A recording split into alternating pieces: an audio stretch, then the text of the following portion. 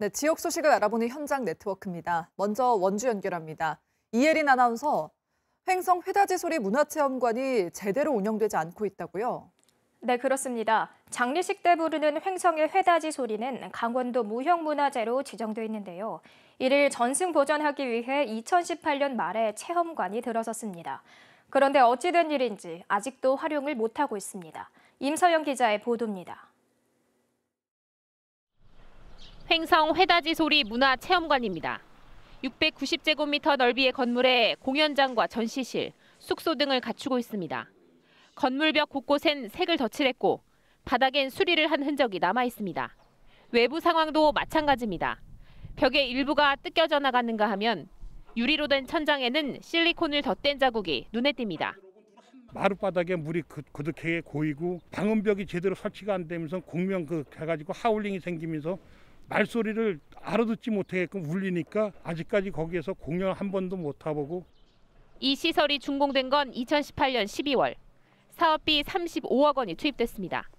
그런데 준공 이듬해부터 2년 동안 보수공사비로만 2,900만 원이 들었습니다. 또 매년 운영비로 1,500만 원씩 쓰고 있습니다. 그런데 관광객은 임시개관을 시작한 지난해엔 6명, 올해는 3명뿐입니다. 건축공사부터 이후 활용 방안까지 사업 전체가 부실했다는 지적이 나옵니다.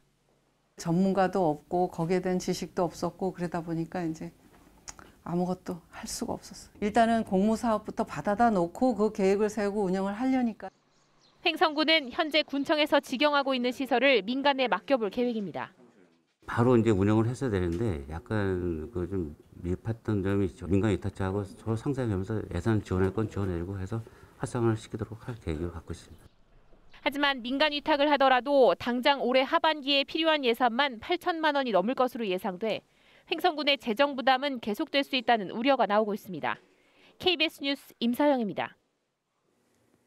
원주시가 지난달부터 다중이용시설 11,000여 곳을 대상으로 도입한 코로나19 출입 등록 안심콜 서비스가 한 달 만에 100만 콜을 넘었습니다. 코로나 안심콜은 기존의 수기 방식이나 QR코드 사용과 달리 시설별로 부여된 무료 안심콜 번호로 전화를 걸기만 하면 출입 기록이 등록되는 방식입니다. 횡성군은 오늘 횡성보훈공원에서 4.1 횡성군민 만세운동 102주년 기념식을 열어 순국 선열의 희생 정신을 기리고 4.1 만세운동의 의미를 되새겼습니다. 횡성 4.1 만세운동은 1919년 3월 27일부터 4월 12일까지 횡성 장터에서 열렸던 강원도 최대 규모의 독립 만세운동입니다. 지금까지 원주에서 전해드렸습니다.